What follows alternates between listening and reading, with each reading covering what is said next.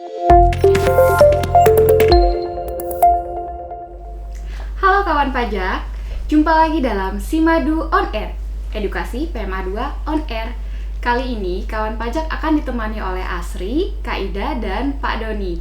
Kami adalah tim penyuluh KPP PMA 2. Pada episode kali ini, kami akan berbincang mengenai hal yang sering ditanyakan oleh kawan pajak semua, yaitu faktur pajak, khususnya penggantian dan pembatalan faktur.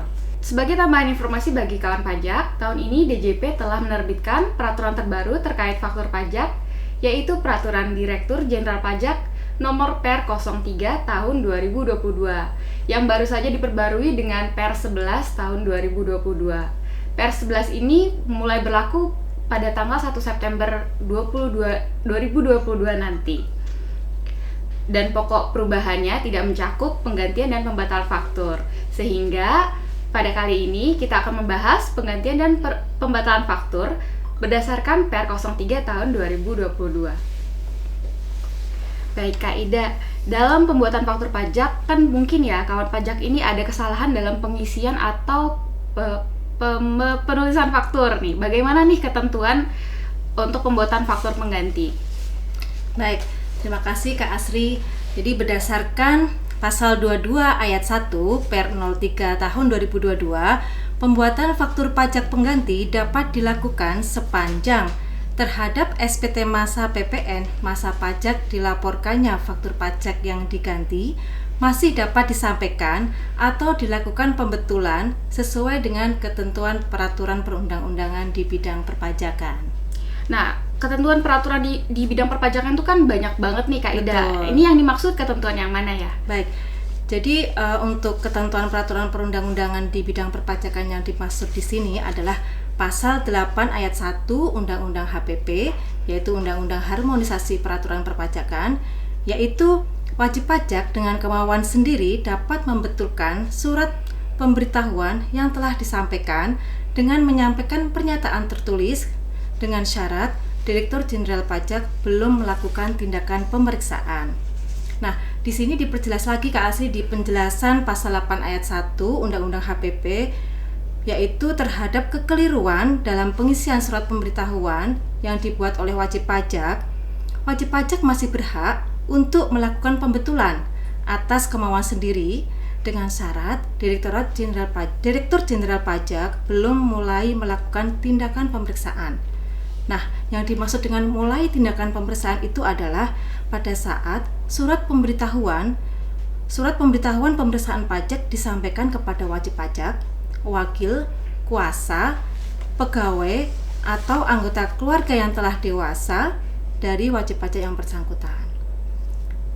Nah, ada satu lagi nih Kak Asri selain terkait pembetulan ya. Gitu. Apa tuh Kak? Jadi diatur di pasal 8 ayat 1A Undang-Undang HPP, yaitu dalam hal pembetulan surat pemberitahuan menyatakan rugi atau lebih bayar, maka pembetulan surat pemberitahuan harus disampaikan paling lama 2 tahun sebelum daluarsa penetapan.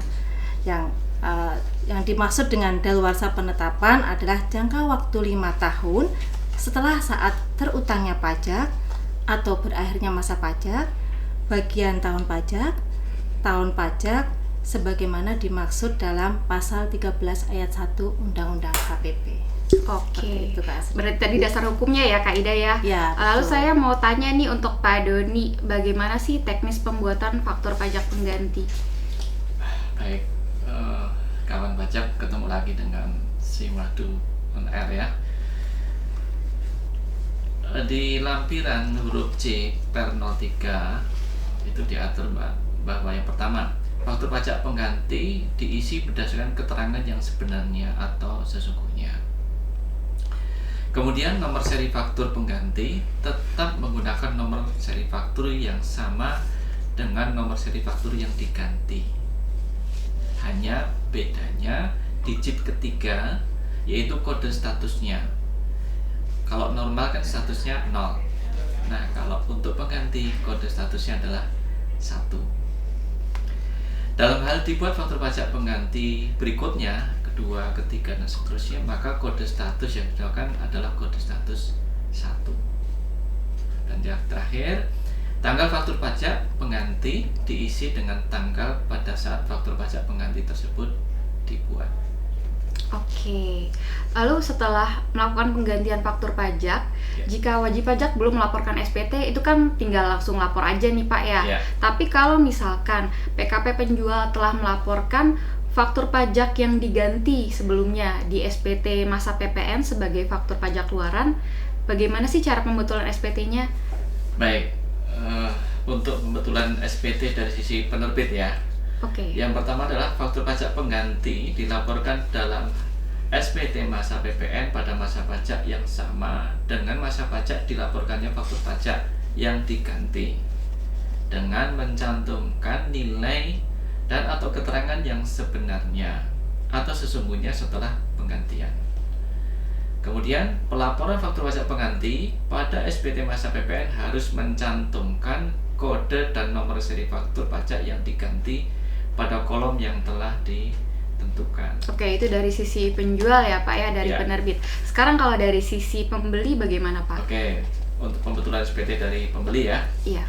Pembeli PKP dan atau penerima JKP yang telah melakukan pengkreditan pajak masukan atas PPN pada faktur pajak yang diganti oleh PKP penerbit atau penjual harus melakukan pembetulan SPT masa PPN pada masa pajak di mana faktur pajak yang diganti tersebut dilaporkan.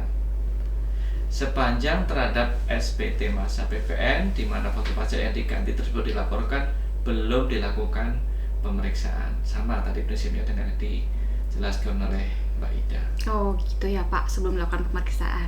Ya. Nah ini sekarang selain penggantian faktur pajak, bisa nggak nih Kak Ida kalau faktur pajak itu dibatalkan? Nah, tentu bisa Kak Asri ya, dan ini juga diatur di pasal 23 ayat 1 Peraturan Ditjen Pajak nomor 03 tahun 2022. Dengan syarat PKP harus melakukan pembatalan faktur pajak menggunakan aplikasi e-faktur untuk faktur pajak yang telah dibuat atas penyerahan PKP atau JKP yang transaksinya dibatalkan atau barang dan jasa yang seharusnya tidak dibuatkan faktur pajak, seperti itu. Oh, untuk BKP atau JKP yang transaksinya dibatalkan ini, kawan pajak perlu bukti pendukung nggak nih Kak?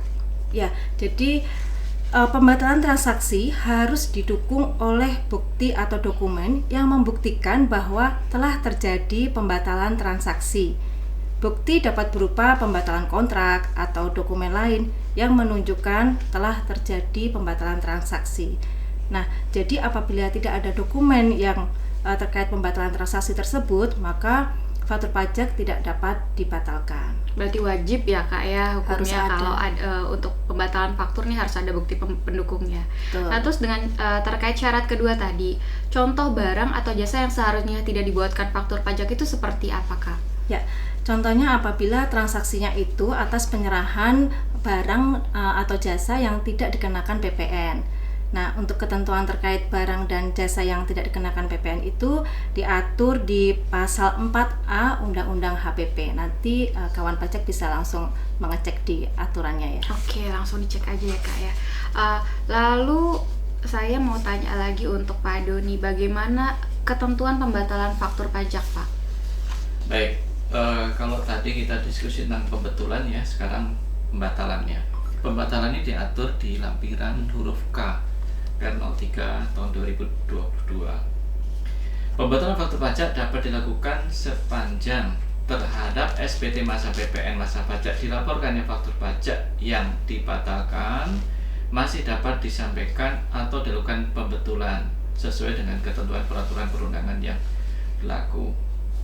Pembetulan SPT dapat dilakukan sepanjang Direktur Jenderal Pajak belum memulai melakukan tindakan pemeriksaan. Prinsipnya sama dengan pembetulan SPT tadi. Sama dengan faktur pajak pengganti ya Pak ya? Ya. Oke, sama seperti faktur pajak pengganti, pembatalan faktur pajak ini kan mengakibatkan perubahan juga nih Pak di SPT masa PPN. Nah, kalau boleh tahu bagaimana sih tata cara pembetulan SPT dari sisi penjual dan pembelinya Pak? Baik, untuk mekanismenya juga sudah ada di lampiran K tadi ya Mbak ya, di panel 3. Yang pertama, dalam hal PKP yang membuat faktur pajak belum melaporkan faktur pajak yang dibatalkan dalam SPT masa PPN sebagai faktur pajak keluaran, maka PKP penerbit dimaksud harus tetap melaporkan faktur pajak tersebut dalam SPT masa PPN dengan mencantumkan nilai 0 pada kolom dasar pengenaan pajak ya DPP-nya, kemudian kolom PPN-nya dan kolom PPN-BM.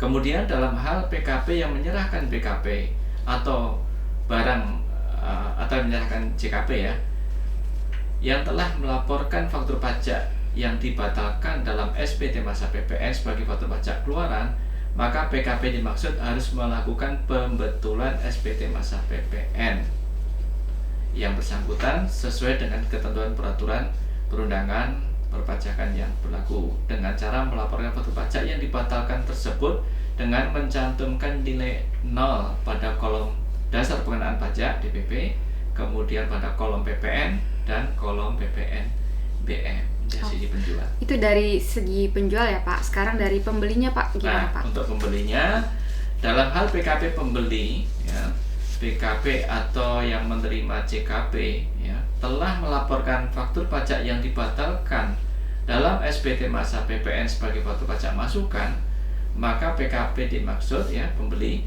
harus melakukan pembetulan juga ya SPT masa PPN yang bersangkutan sesuai dengan ketentuan peraturan perundangan perpajakan dengan cara melaporkan faktur pajak yang dibatalkan tersebut dengan mencantumkan nilai 0 pada kolom DPP, kolom PPN dan kolom PPN-BM, sama persis prinsipnya. Oke, baik Pak, terima kasih.